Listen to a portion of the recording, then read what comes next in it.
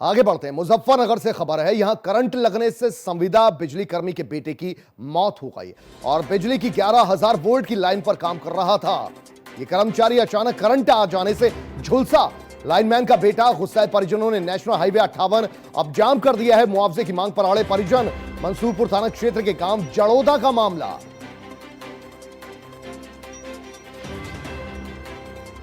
मुआवजे की मांग को लेकर अब सड़क को जाम कर दिया गया है। रिपेयरिंग का काम चल रहा था और लाइनमैन का बेटा ऊपर चढ़ा था, लेकिन उसी हाई टेंशन केबल में करंट आ गया, इसके चलते वो झुलस गया। और उसके बाद अब परिजनों ने और गांव वालों ने इस पूरे मामले को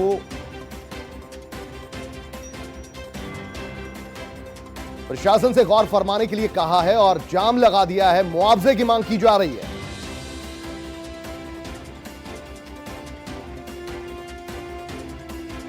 मंसूरपुर थाना क्षेत्र के गांव जड़ोदा का यह पूरा मामला। मुजफ्फरनगर करंट लगने से संविदा बिजली कर्मी के बेटे की दर्दनाक मौत हो गई। बिजली की 11,000 वोल्ट की लाइन पर दरअसल वो चढ़ा हुआ था। अचानक से उस तार में करंट आ गया और झुलसकर नीचे आ गिरा। मौत हो गई उसकी। अब गुस्साए परिजनों ने नेशनल हाईवे 58 पर जाम लगा दिया है और लगातार प्रशासन से यह मांग की जा रही है कि सबसे पहले तो जिसकी खामी रही है, जिसकी गलती रही है, उसकी गिरफ्तारी हो और साथ में मुआवजा दिया जाए।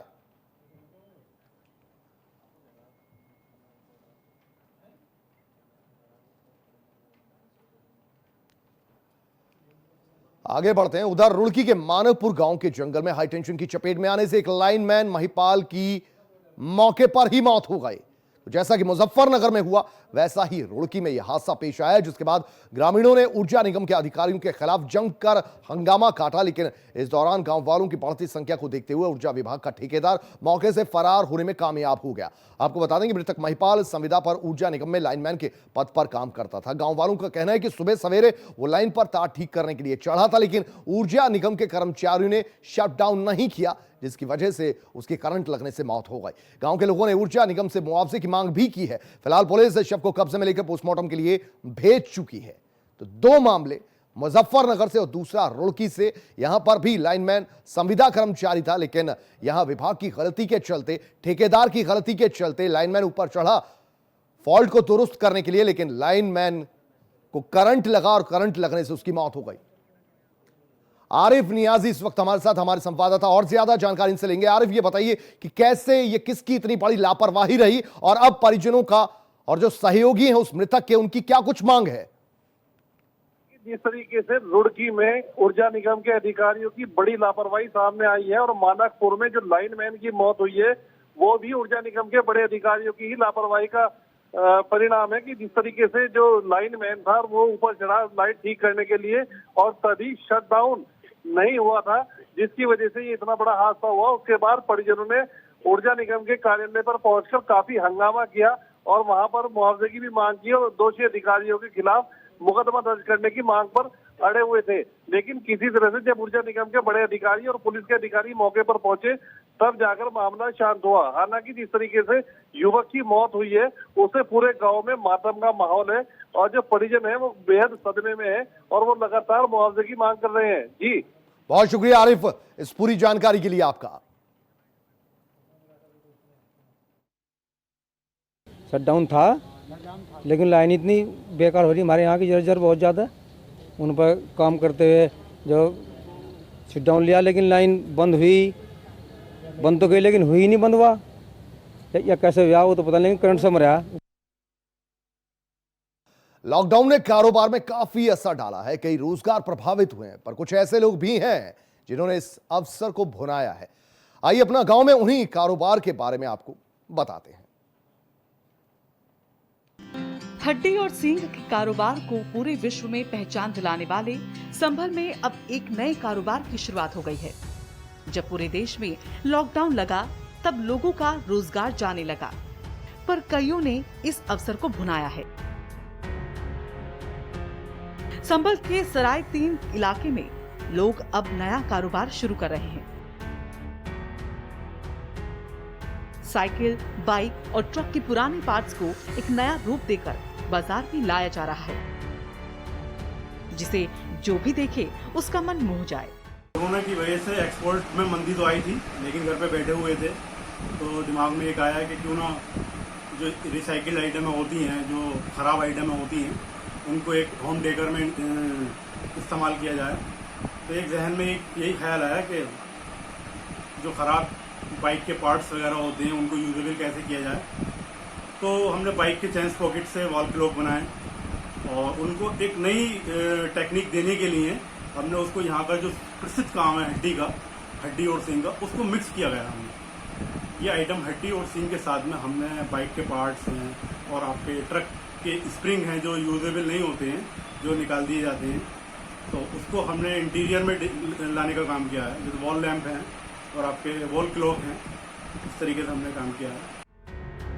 तो सुना आपने, अपनी टीवी स्क्रीन पर आप जो तस्वीरें देख रहे हैं वो ये सारे पार्ट्स हड्डी और सींग के साथ खराब पड़े पुराने पार्ट से बनाए गए हैं। अब जब आप इन्हें देख रहे होंगे तो आपके जहन में ये ख्याल जरूर आता होगा कि काफी महंगे होंगे, पर आपको बता दें कि इनके दाम महज 400 से 500 रुपए तक की ही है। इसके साथ ही इनकी मांग भारत के साथ ही अमेरिका और रूस जैसे देशों में है। ये घड़ी आपका कम से कम 500-600 रुपए के आसपास ये तैयारी में आती है।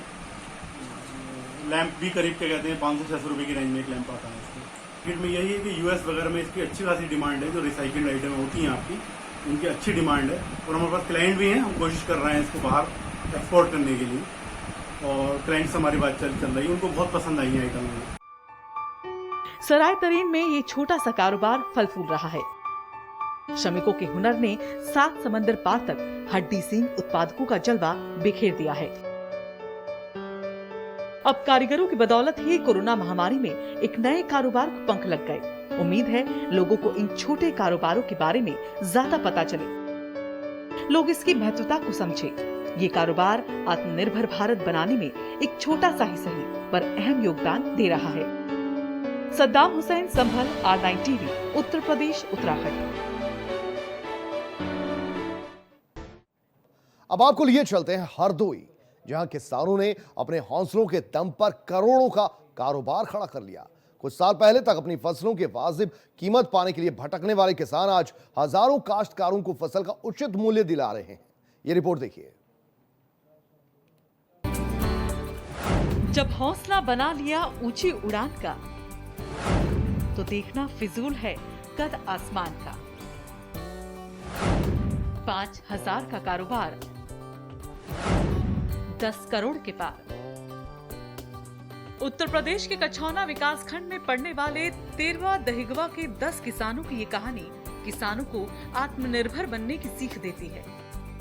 इस तरह के प्रयास हालांकि पहले से ही अमल में आ चुके हैं, लेकिन इनकी सफलता अब प्रेरणा देने का काम कर रही है। सिर्फ 3 साल में फर्श से अर्श तक पहुंची इस कंपनी की खास बात यह है कि इसमें मालिक से लेकर कर्मचारी सब किसान हैं।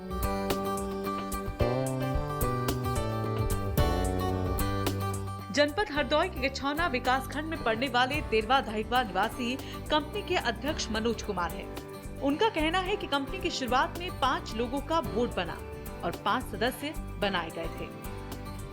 अक्टूबर 2017 में इस कंपनी के बैनर तले खाद, बीज और कीटनाशक विक्रय केंद्र शुरू किया गया, जो कि उचित मूल्य पर गुणवत्ता युक्त कृषि सामग्री मिलने से केंद्र चल निकला। बता दें कि वर्तमान में कंपनी की ओर से कछौना, गौसगंज, बैनीगंज और बेहिंदर में विक्रय केंद्र संचालित किए जा रहे हैं। इतना ही नहीं, धीरे धीरे कंपनी कृषि उत्पादों को बाजार दिलाने लगी है। इसी कड़ी में कछौना की सब्जियां भी विभिन्न शहरों से लेकर नेपाल तक भेजी जाने लगी। हालांकि इस समय लॉकडाउन में यहां से सब्जियां नेपाल नहीं भेजी जा रही। वहीं पिछले साल से कंपनी सरकार की ओर से गेहूं और मक्का के क्रय केंद्र का संचालन भी कर रही है। इन केंद्रों पर न्यूनतम समर्थन मूल्य पर फसल की खरीद की जाती है। वहीं कंपनी के विक्रय एवं क्रय केंद्रों पर योग्यता अनुसार बहुत से बेरोजगार युवाओं को रोजगार भी मिला है। किसान प्रोड्यूसर कंपनी क्षेत्र के किसानों को अंशधारक बनाती है। 10 रुपए के गुणांक में अधिकतम 500 रुपए का अंश एक काश्तकार खरीद सकता है। 3 साल में कंपनी ने अंशधारक को लाभांश देने का नियम बनाया है। कंपनी के अंशधारक किसानों को विक्रय केंद्रों पर कृषि कार्य के लिए जरूरी सामग्री की खरीद पर छूट मिलती है। छूट के लिए कंपनी ने अंशधारकों का कार्ड बनाया है, जिसे कंपनी लाभ देती है। कंपनी में महिलाएं भी बोर्ड ऑफ डायरेक्टर हैं और अध्यक्ष मनोज कुमार। डायरेक्टरों में मुसलमानाबाद की मानवी द्विवेदी, खुशबू दीक्षित और रेंसो की लक्ष्मी कश्यप शामिल हैं। किसान प्रोड्यूसर कंपनी के सीईओ पंकज मौर्य ने बताया कि वर्तमान में 2350 किसान कंपनी के अंशधारक हैं। कभी उपज की वाजिब कीमत के लिए भटकने वाले हम किसान अब खुद के साथ अपने जैसे क्षेत्र के दूसरे किसानों को उनकी उपज का सही मूल्य दिला रहे हैं। जहाँ जहाँ जैसी जरूरत पड़ी हमको किसानों के बीच में, जब हम मीटिंग करते थे तो उनको लगा कि यहाँ पर ये होना चाहिए, हमारे यहाँ इसकी दिक्कत है। अपनी दिक्कतें जो उन किसानों ने बताई, उसी को हम लोग ध्यान में रखते हुए उनके जैसा मॉडल बनाते गए, उनको उस टाइप की चीज़ें जरूरत पूरी कराते गए और इस तरीके से हमारी कंपनी धीरे धीरे लोग जुड़ना शुरू कर दिए और कंपनी हमारी ग्रो होती चली गई।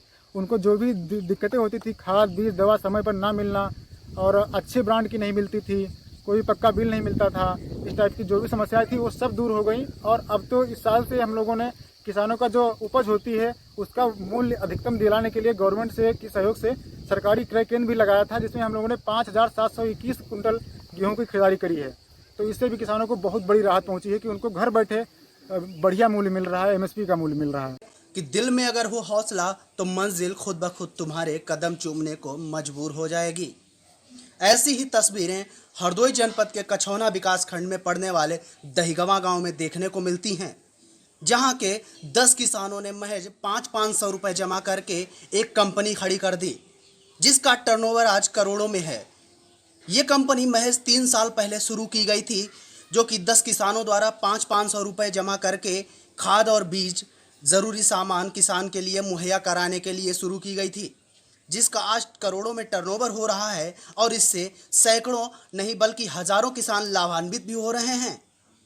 ये कंपनी हरदोई शहर से लगभग 40 से 45 किलोमीटर दूर कछौना विकास खंड में पड़ने वाले दहीगमा गांव में शुरू की गई थी। वहीं इससे लाभान्वित होने वाले किसानों को महज 500 रुपये जमा करके ही इस कंपनी में रजिस्ट्रेशन लेना होता है। उनको खेती किसानी के लिए ज़रूरत उर्वरक उचित मूल्यों पर दिए जाते हैं, जो कि बाजार भाव से काफ़ी कम कीमत पर मिलते हैं, जिसका सीधा लाभ किसानों को मिलता है।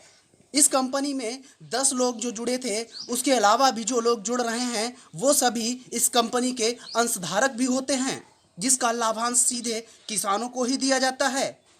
हरदोई से इंद्रेश दीक्षित, R9 TV, उत्तर प्रदेश। तो अपना गांव में फिलहाल इतना ही। बने रहिए R9 TV के साथ सिर्फ खबर के लिए। नमस्कार।